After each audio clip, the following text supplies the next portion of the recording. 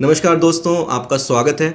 और यूपीएससी ने भी हमें एक ऐसी खबर दी है जिसका स्वागत सभी लोग कर रहे हैं, क्योंकि फाइनली एपीएफसी और एनफोर्समेंट ऑफिसर अकाउंट ऑफिसर की एग्ज़ाम की कंफर्मेशन हो गई है और नोटिफिकेशन आ गया है। ठीक है, तो उसी एग्ज़ाम से रिलेटेड कैसे तैयारी करनी है, इसके लिए आज हम नितेश सर के साथ बैठे हैं। सर, आपका स्वागत है। और सर से हम जानेंगे कि आखिर कैसे इस एग्ज़ाम की एक बेहतरीन तैयारी हो सकती है। तो सर, सबसे पहला सवाल जो मैं आपसे पूछना चाहूँगा, सर, तैयारी करना स्टार्ट करना है, स्टूडेंट्स को पेन और कॉपी लेके बैठना है, तो सर कितना टाइम स्टूडेंट्स के पास है इस एग्ज़ाम की तैयारी के लिए? ओके, थैंक्स अभिनव। सो देखो, मोटा मोटा बात यह है कि जो एक लेटर भी सामने आया है, तो 30 नवंबर को पेपर होने के चांस हैं। और अगर वो खबर झूठ भी निकलती है कि 30 नवंबर को होगा या नहीं होगा, तब भी, क्योंकि पिछली बार एग्ज़ाम तो 3.5 महीने के अंदर हो गया था। सो मोटा मोटा समरी ये है कि आपके पास तैयारी करने के लिए मोटा मोटा 3 महीने हैं। मेक अ प्लान जिसमें 3-3.5 महीने के अंदर अपना सिलेबस ख़त्म कर लो, विदाउट कंसिडरिंग कि वो 30 नंबर वाली खबर सच है झूठ है। अगर ओवरऑल जब भी एक यूपीएससी डेट निकालेगा वो हमारे लिए सरप्राइज़ नहीं हो, हम अपना सिलेबस करके तैयारी से बैठे हैं, 100% सिलेबस पूरा है। इसका इंश्योर करने के लिए क्या करना है, लेट्स मेक अ प्लान कि मैं 3-3.5 महीने में सिलेबस ख़त्म कर लूँ। ठीक है, तो सर सिलेबस की आपने बात करी, तो सर सिलेबस का सबसे बड़ा चैलेंज इन एग्ज़ाम्स में ये है कि अगर हम एनफोर्समेंट ऑफिसर का एग्ज़ाम उठाएं तो 12 कीवर्ड्स हैं जो कि अपने आप में सब्जेक्ट्स हैं, उनको पढ़ना है। एंड अगर एपीएफसी की बात करें तो देयर आर मोर कीवर्ड्स जो पढ़ने हैं। तो सर सवाल ये आता है, जो कि काफ़ी लॉजिकल सवाल भी है, कि 3.5 से 4 महीने के समय में 15-16 कीवर्ड्स कैसे करे जाते हैं कवर, कैसे, मतलब करें क्या आप? ठीक है, सो देखिए, सबसे पहला काम तो हमें क्या करना होगा कि ना हमें समझना होगा कि मेरी स्ट्रेंथ और वीकनेस क्या है। हमें ना अपनी प्रिपरेशन को ओन अप करना पड़ेगा। सो बजाय कि हम अपनी प्रिपरेशन को किसी कोचिंग के हवाले कर दें या कि भाई जो कोचिंग बोलता जाएगा वो मैं करता जाऊंगा, इस मोड से ना थोड़ा बाहर आना पड़ेगा। We can't behave like class 11 student की आईआईटी कोचिंग में हर रोज़ शाम को चला गया, क्लास आगे क्लास होती चलेगी, मैं करता चला गया। हमें उस मोड से हमें बाहर आना होगा। ठीक है, जो ये 15-16 कीवर्ड है जो आपने बताया अभिनव, एक एक कीवर्ड को एक बार देखना होगा कि इसमें से मैं किस में कमज़ोर हूँ और किस में अच्छा हूँ, किस में वो हूँ। और कीवर्ड बाय कीवर्ड एक प्लान बनाना होगा। इस चीज़ को थोड़ा ऐसा भी समझ सकते हैं आप लोग, जैसे कि अगर आप मान लो हमारे साथ आप एनरोल करते हो, तो हमने पूरा वीडियो क्लास बनाया हुआ है 400-500 घंटे का। ठीक है, अब आप हमें पे करते हो, हम आपको वीडियो क्लास देते हैं, लेकिन इसका मतलब ये नहीं है कि आपको पूरा 400 घंटे का वीडियो क्लास देखना है।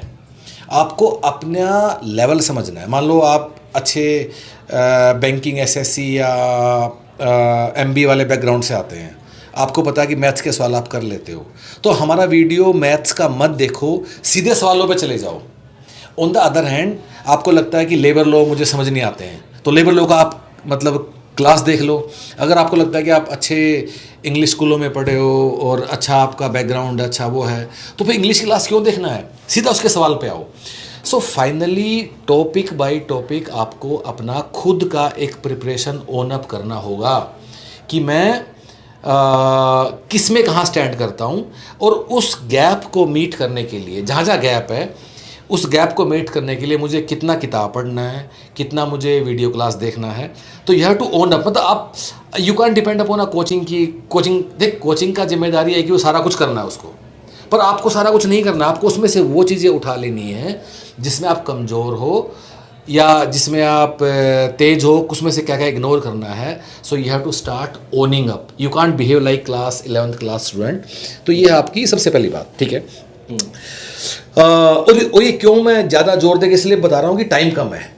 इस टाइम का में एक स्मार्ट प्रिपरेशन प्लान आपको बनाना होगा, अपना कीवर्ड बाय कीवर्ड जो आपको उस पे करना है। और आपके बड़े सारे एग्जांपल मैंने जैसे एमबीए वाला, बैंकिंग वाला दिया। इस तरह मान लो कोई यूपीएससी की दुनिया से आता है, करोल बाग में कुछ सालों से लगा हुआ है, आई एम श्योर उसका पॉलिटी अच्छा होगा, उसका फ्रीडम स्ट्रगल भी अच्छा होगा, उसका तो उसको बाकी चीज़ों पर शायद काम करना होगा। So you have to start identifying the gap areas and work on that. Second thing, कुछ भी छोड़ना नहीं है। आपको हज़ारों यूट्यूब वीडियोस मिलेंगे कि ये 4 टॉपिक कर लो, इनसे ज़्यादा सवाल आते हैं, ये नहीं आते हैं। ये सब कुछ 100% सिलेबस ही करना होगा। अगर आपको अपना सीट निकालना है तो, ठीक है। ये कोई भी किसी भी तरह की स्मार्टनेस नहीं चलेगी कि मैं ये छोड़ दूँ, ये कर लूँ, इससे 15 आते हैं, इससे 20 आते हैं, इससे आते हैं, ये सब भी आपको बंद करना होगा, ठीक है।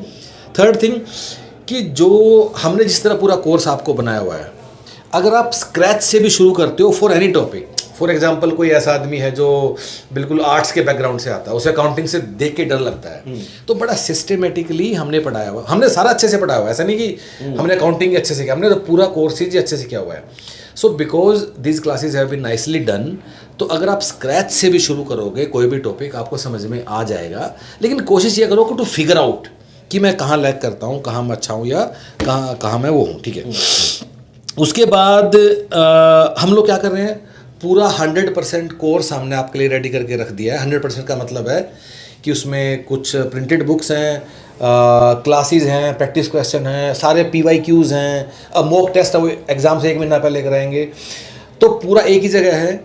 इसके अलावा कोई दूसरा बुक, कोई यूट्यूब, कोई ज्ञान कुछ मत करना। मेहनत वाला काम है भाई, दबे आसान नहीं है। जैसे मैथ्स पढ़ाने को बोल रहे हैं, 2 तरह सॉल्व करने को बोलेंगे, कुछ भी ऐसा शॉर्टकट नहीं है। और ऐसी बात तो हम कभी करेंगे नहीं कि ये कर लो, ये सब नहीं। 100% सिलेबस करने की बात करेंगे, टाइम भी लगेगा, पर इससे बाहर आपको कुछ देखने की ज़रूरत नहीं है। UPSC RTs में हम इतने सालों से करते आए हैं। अभी पिछले साल ही ALC का पेपर हुआ था, जितने भी लोग सिलेक्ट हुए थे ऑल ओवर इंडिया, उसमें से आधे लोग हमारे थे। सो हैव द ट्रस्ट, ठीक है, और अपना उसमें आप मेहनत करते चले जाओ, बस that is what we expect from you. तो गाइज ये जो सर ने अभी बताया प्लेटफॉर्म को लेके, इसके लिए ना आप 1 दिन का ट्रायल भी ले सकते हो, और उसके लिए जो नंबर नीचे है इस पे आप कॉल करके टीम से कनेक्ट हो जाओ, व्हाट्सएप के थ्रू भी कनेक्ट हो सकते हो, and then you can take 1 day trial. Sir एक सवाल और मैं यहाँ पे पूछना चाहूँगा। अब क्या है सर, एक आपने बात तो बहुत अच्छे से हमें बताई कि स्मार्टली प्लान बनाना है और उन चीज़ों को आइडेंटिफाई करना है कि आपका वीक पॉइंट क्या है या फिर आपका स्ट्रॉन्ग पॉइंट क्या है ना। बट सर एक ना बड़ा ही कॉमन परसेप्शन भी चलता है कि अब चूंकि इसकी एलिजिबिलिटी पे जब हम जाते हैं तो जो भी ग्रेजुएट है वो ये एग्जाम दे सकता है, तो यहाँ से ना बहुत अलग अलग प्रकार के लोग सामने आ जाते हैं। किसी ने MBA किया होता है, कोई प्राइवेट नौकरी कर रहा होता है, कोई सिविल सर्विसेज की तैयारी कर रहा होता है, कोई कॉमर्स के बैकग्राउंड से है। तो कई सारे ऐसे परसेप्शन है कि लोग कहते हैं कि मेरे को तो अकाउंटिंग आती नहीं है तो मेरे पास एडवांटेज नहीं है। कुछ कहते हैं कि मेरे पास मैंने सिविल्स की तैयारी कर रखी है तो मेरे पास एडवांटेज है। सर ये जो एडवांटेज डिसएडवांटेज है ना, इसको हम कैसे रियलिटी चेक इसका लगा सकते हैं? बहुत ही बढ़िया सवाल अभिनव। सो इस एग्ज़ाम की ब्यूटी ये है कि इसमें ना 15-16 कीवर्ड है, तो कोई भी एडवांटेज पे नहीं है, ठीक है, कोई भी एडवांटेज पे नहीं है। तो जो मेहनत करेगा वही आगे बढ़ेगा। सिविल सर्विसेज वालों ने ठीक है पॉलिटी ये सब पढ़ रखा होगा, लेकिन बाकी उन्हें लेबर लॉ भी पढ़ना है, उन्हें अकाउंटिंग भी पढ़ना है।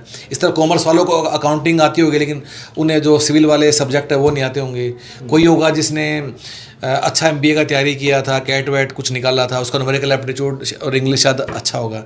सो गाइस क्योंकि इतने सारे कीवर्ड हैं तो ऐसा कोई भी नहीं है जो एडवांटेज पे है या डिसएडवांटेज पे है। सब थोड़ा मोटा मोटा बराबर ही है, किसी का कुछ कमज़ोर है, किसी का कुछ कमज़ोर है। डिपेंड इस बात पे नहीं करता कि कौन किस बैकग्राउंड से आता है, डिपेंड इस बात पे करता है कि अगले 3-3.5 महीने हम कितना मेहनत कर सकते हैं।